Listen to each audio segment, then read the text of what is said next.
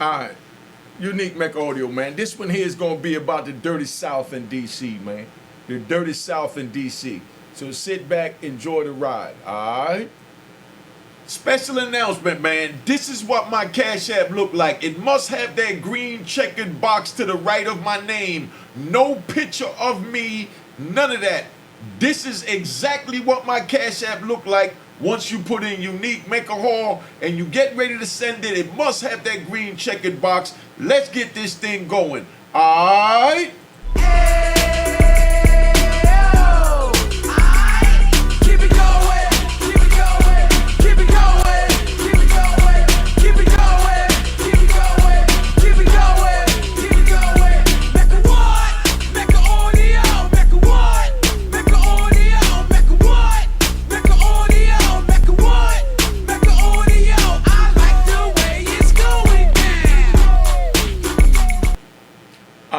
You know what it is.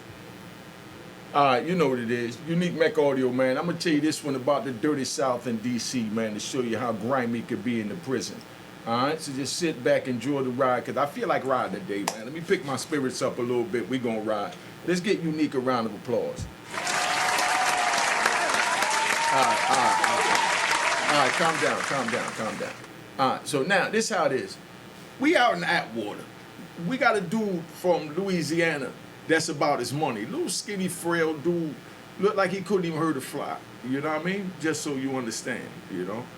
And, you know, older dude wore his clothes fitted in the prison. What we call high waters on the inside. You know what I mean? Where your pants leg is all the way up over your ankles, you know, and you know what I'm talking about. That's how he was. But that was his thing. He was cool with it and comfortable with it, so that was him. But he's getting all the money. He's getting in the strips of paper, you know what I mean? Like a whole sheet of paper, you know, with the K2 on it. They sold the little pieces, like I said, you know, for $5, you know what I mean, in a joint. And, you know, they pay with currency. Each one of these books of stamps, you know, is $5. So you get one of these, you get a little K2 paper.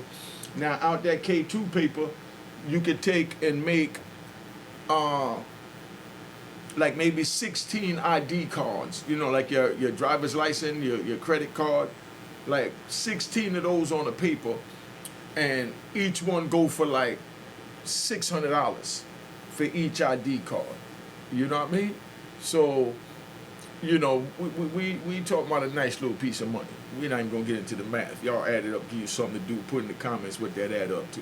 But that's how you kill them. Then when a person buy the ID, he take that, he cut that up, and he might make 120 pieces. 120 pieces, and he's selling each one for $1. He gonna make his money back. You know? And when they sell them, you know, they sell them for $2. So that's 120, you know what I mean? You know, times 10. You know, add that up, y'all. Now, so dude getting his money, he got cell phone, he got the strips, and he also got the Suboxones. So y'all that don't understand what Suboxone is, Suboxone is the new methadone. That's the new government, you know, authorized, you know, dope. That's Suboxones. It's little orange strips like this. You get one of them, the government give you like 30 for the month. They normally sell them for about $75 for the whole 30. Then they go buy some real dope because they feel it don't make them feel like the real thing, but it do feel like the real thing, but not the real thing, you know? So, you know, that's just a boxing. So we might get in 100 of those, and each one of those in there, like I said, 100 of those will cost us $75, $150, $325, about $400 will get you 100 Suboxone strips for $400. Now in the joint, each one goes for $100. You pay $400 for 100 of them, and then each one go for $100. You understand? Nice little 10 grand go for the pocket. Everybody good. You in prison, sending your girl money, sending your kids money for birthdays, and you doing your thing, put money aside for a lawyer, and saving money for when you know, come home.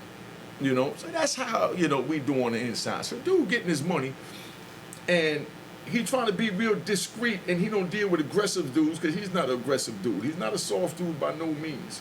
He's not a coward, but he moves like a coward. He moves what an aggressive dude would call a coward. what another person would call he just moves normal. You know, just so you understand. So the DC dudes watching them, they aggressive. They feel like this Bama guy that he ain't supposed to have it. Let me push up on him. So now dude gets a Fiend magazine. The Fiend magazine's a porno magazine. Porno magazines, they took them out the system with the Zimmerman. What the hell was that? It wasn't Zimmerman. Some shit. You know what I mean? Some law they came out with. Some senator's daughter got killed, no disrespect to her, by a dude that went in 120 pounds, came home like 260 solid, you know, from lifting weights and taking like protein in the prison. So they took out anything that had to do with building upper body strength because he was high on meth and he whooped like 15 police by himself. Yes, 15, I said it right. You know, and, you know, held them off and broke them up and all that, you know, high on that meth. But he went in 120. I think it's called the Zimmerman law, man. Yeah, I know they got the Zimmerman thing in Florida too. But I think that's it. It's called the Zimmerman law. That's what I wanted to say from the beginning, but being that I'm thinking of this other dude that killed Trayvon Martin, rest in peace. But anyway, so the DC dude want to move on him. Say, tell him, look, I got a Fiend book, man. The Fiend books go for like $200-300. I mean, 200-300 books of stamps. He tell him, man, just give me 150 books. That'll get me on. You get money. That ain't nothing to you. So, you know, do me this solid, man. I'm trying to get rid of this book. You know, so, you know, the quiet dude, he don't know how to just say no, he don't want the book. And that's all he had to say. But instead he tell him, I'm going to get it for you. See me tomorrow. Because he got the stamps, he could have got it, but he's just trying to walk away and he's spinning on. He's like, yo, all right, yeah, I'm going to get it, but let me think about it and put my money together. Forget see me tomorrow. Let me get it, put my money together. So dude look at it like, all right, so this sold. But what, you know, the Louisiana dude was really telling him is, you know, go see if you can sell it.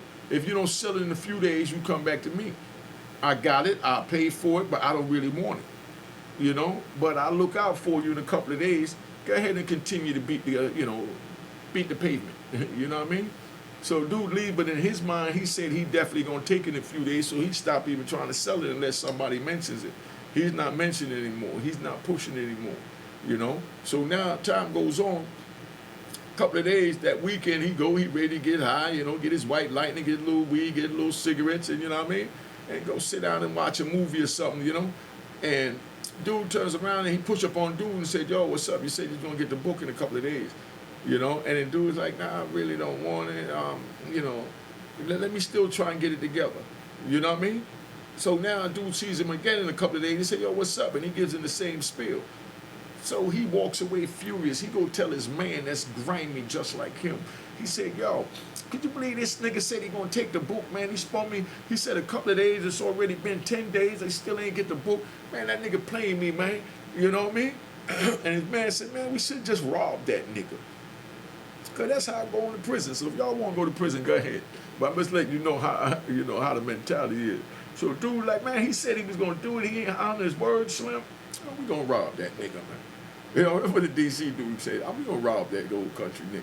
You know, no disrespect to the country people, but that's how we talk. We gonna rob that Bama Joe. You know what I mean? So my people from DC know what I'm talking about. We gonna rob that Bama Joe. So now they set it up, and they send their little homies in there, their little torpedoes, and tell them, man, go get that, bop, bop, bop, and we break that down 4 ways. You understand what I'm saying? So they sent a few of their homies in there. So they go over there early in the morning. When they get there early in the morning, they run in there and they got the ski masks on. They made the ski mask out of the cap, and they run up in the joint with the black gloves. You know what I mean? They got the knife and they got the net bag. You know what I mean? The net bag to carry the commissary, whatever. So they go in there, rough the kid off, put him at knife point, and the kid tell him where the strips of paper is, because they would have never found it, because police wouldn't have found it. They say, man, we know you got some boxes. So he gave him X amount of sheets, but, of course, he had more put up. But he just gave him enough to get him out the cell with the knife on him. You know what I mean? So then now they say, where the Sebastian? He break him off with the Sebastian and, say that's all he got. You know how that go. And not give me the stamps. So he gave him a big bag, maybe 500 books of stamps. So these niggas is penitentiary rich all the way around. They take it back to the main dude. He bust it down. Everybody get theirs. But in a couple of days, the main one that he said he was going to sell the book to that got the issue with him, he tells him straight up, like, man, that nigga a sucker, So here come dude walking outside, and he pissed because he spent all his money. all his money gone already. So the little jukes wasn't really nothing, so he back to square one. So here come dude walking by from Dirty South, and he see the nigga, and he just hook off on him and say, "You bitch ass nigga," and japped him. That's what old DC did. I just keep it at 100. It's out there. He japped him, boom, knocked him down. But when he caught him with a right with a sucker punch, you know, some will call, but you know, penitentiary, nigga wanted to break his jaw. But anyway, you know, he broke his jaw, broke his eye bone, his socket brain, and shifted all types of shit. The dude was fuck. This punch knocked him on his ass. You know what I mean? So they take him out. So now, when that happened, one of the homies coming out from Texas, and he sees what's going on, so he runs over there. You know, he come back from the law library, good kid. You know what I mean? Good kid. So he come back from the law library, so he come running out, and he hooks off on dude that hooked off on his man, and they get to fighting, and then, you know, the other Texas dudes see what's happening, so they jump in, you know what I mean, and they all in there pushing knives. Dude that originally started a bull crap, he wound up getting stabbed in the back of his head, and you know what I mean, but it was a big old thing with about 30 dudes got locked up that day. Everybody went to the shoe, you know what I mean? So now, everybody in the shoe, and while they're in the shoe, the dude that came out that saw, you know, Louisiana getting busted in the head was his old cellie in another unit, and they had a bond. So that was like his brother. You understand? So y'all pay attention to this now, because here go where the jewels at. That was like his brother. So he turns around, and he sees, and his brother moves into another unit, a better situation. He's still in the slums in the penitentiary. But his brother in the Unicorn unit, better unit, everything they got, you know, they give him everything because they the ones that, you know, good boys. I was in that unit too, so I was considered good boys, so they ain't disrespecting nobody. But it's one of them where they give you everything to make it more convenient in the prison. They even give you stairmasters in the joint. Just go to work, come back, and ride this damn bike, nigga. You know what I mean? And keep making us these millions at that factory. That's how they do it. Just keeping it 100. So now, he down in that unit, but they had that bond that when he saw his man, even though he's from Louisiana, get knocked out, he ran over there and got involved, and his homies got involved.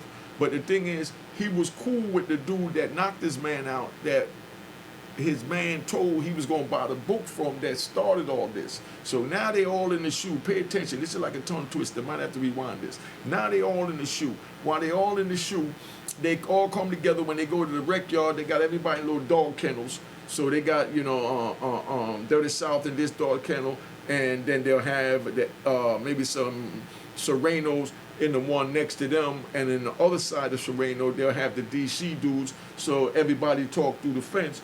So dude that knocked out, that went and helped his man that got knocked out, he hollers to the DC dude that knocked his man out, said, "Man, why you did that? I thought we was cool." And he said, "Nah, that wasn't for you, Slim." You know what I mean? So the Texas dude, he's on some man time. He said, "What you mean that wasn't for me?" He said, "Nah, that wasn't for you. That was for your man." So Texas said, "If it's for my man, it's for me. So don't play these games like you're going to bring my man a move and I'm going to allow that. Then he's not my man. Or I'm not a real man." You know what I mean? So, you know, I did what I had to do, you know? So DC was trying to explain to him that, you know, me and you cool, you know what I mean? But I wanted to rob this dude. And he said, "No, this dude is my man." You understand what I'm saying? So they never saw eye to eye on it. So, you know, that's how that played out, man. Just let you know how these scenarios play out, that they get real crazy like that. Now, after that happened, we all up in the in the shoe. So while we in the shoe, they trying to get an understanding, and I'm trying to talk to my man from Texas to let him know how the DC dude is thinking. You understand what I'm saying? From his point of view. So I break it down from my point of view, which is I'm up here on the totem pole. So now you got other men up here on the totem pole with me. You know what I mean? So, you know, the Louisiana kid is one of them. You understand? But I went to the Louisiana kid to ask him, you know, put me down, I'm trying to get something. You understand what I'm saying? And he tried to tell me like he wasn't doing nothing when I already know what he's doing. And I feel like I'm in the same league as you, so you don't need to play these games with me, because if you came to me saying you need help and you on my level, playing on my playing field, I'm going to make sure you get the help you need, because either way you're going to get it and get on, so I might as well get an alliance with the good men that know how to get it to get on. You know what I mean? But a dude that ain't really from the street, he don't really understand the mathematics, you know what I mean, and the method behind that. See, a little nigga only want, you know, himself to eat. A big nigga wants everyone to eat. A big nigga is considered as a king in the streets. So the king supply, you understand what I'm saying? The community. And that's all it is. The king supplies the community. You understand? The community try and get, and they keep it to themselves instead of trying to help the community even more grow. So it's not going to grow now for the simple fact that, you know, then they're keeping it to themselves. When John get the money, he said, man, that's my money. Bob might need a loan so that he can take care of something. And Bob tell him, nah, that's my money. I can't do that. But when a king or a boss get it, and Bob comes say, man, you know, I need a loan so I can try and do something. I need some money to pay these bills because I'm behind on the bills or whatever he tell him. A king don't care what he need it for. He just know he has it and he's helping his brother. So he hands it over to his brother. And that's how Allah sees all that and blesses tenfolds over. For that one gesture. But it must come from the heart. If it's not coming from the heart, it's coming from a illegitimate place. You know, just like you could criticize somebody and you could constructively criticize them. The difference between criticizing and constructive criticizing is that constructive criticism is coming from a warm and caring place because you care about this person and trying to help them elevate. That's constructive criticism. But we taught to just grab onto the leaves off the trees. So every time somebody say constructive criticism, they only hear criticism. They don't hear nothing about constructive. They're not even thinking what constructive means. Y'all wasn't even thinking what constructive means. But these are the things that I had to learn in order to not stab a nigga. Not put myself in a situation to be stabbed by a nigga. You understand what I'm saying? Because now I know how to control my mental so I can see deeper than the leaves on the trees that I used to see with you. You know what I mean? So you got to let a person say what they say, and then you got to analyze what was said, not just part of what you heard. Everything you heard. So don't just hear the criticism part and forget the constructive and say, oh, nigga criticized me, nigga talking bad about me, screw that nigga, I'm going to do this to him. That was never his thought. He's just telling you from a warm and clearing place, yo, I don't agree with what you did. You could have did it this way. But he might have just said, nigga, that was messed up what you did, man. Blah, blah, blah. You should have did it this way. That's constructive criticism. But he said it aggressive. And where we from, we grab on to these things that we hear from other people. You know? So anyway, so the Dirty South in D.C., they got in it, they got the rumbling and all that. Everybody winds up in a hole. They put some of us back. They put the Dirty South dude, they transferred him, being that he was the victim. I told you, his eye got broken, face, socket, everything got all screwed up, man. But, you know, that's what it is. I'm about to tap out, want to get y'all something for the day. I've been just chilling for the last few days, man. All right, let's get this announcement. Cheers, cheers, toast the crime, toast the crime, the crime, the crime, the crime.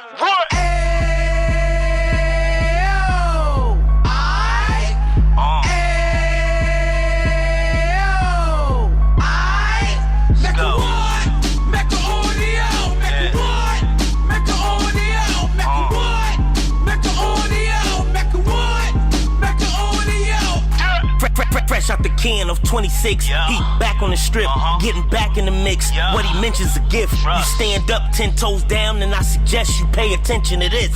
Real. Take a little gully posse and put it in Harlem. He cut from the bottom, came up from the bottom. Drop the book, you should go and get it. An Instagram page and a YouTube you could go and visit. Yeah. Then you could consider yourself LinkedIn. Real. Sit front row and get Jews from a kingpin. How he went through it so you ain't gotta go do it. To not pay attention would be stupid. Talking about a man that probably put put your grandfather on. Probably the reason that him and your grams got along. A man that generated millions on the block, did his time, never squealing to the cops, Mecca audio.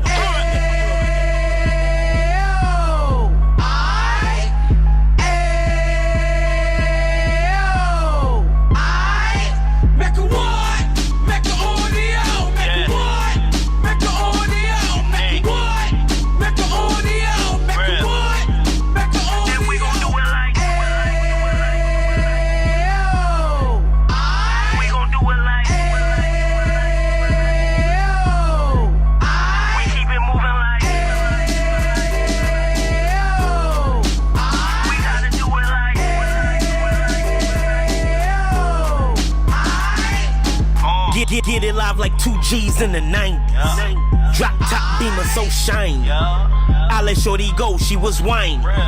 Treat her like my past, she behind me. Spend a couple bands on the Dapper Dan. You be back again, getting green like a Packers fan. No cap, it's a roaring uptown. Baby horn uptown, Dominican bust downs. Now we on the positive, we got a lot to give. Now he trying to stop the kids from being inoperative. So take heed, homie, lend a ear. He started in uptown, he gon' finish dead. But now it ain't about selling drugs, buying cars. It's about buying property to make the community ours. So we can give back to the youth them. Cause they the truth them. And bless up to all the root men.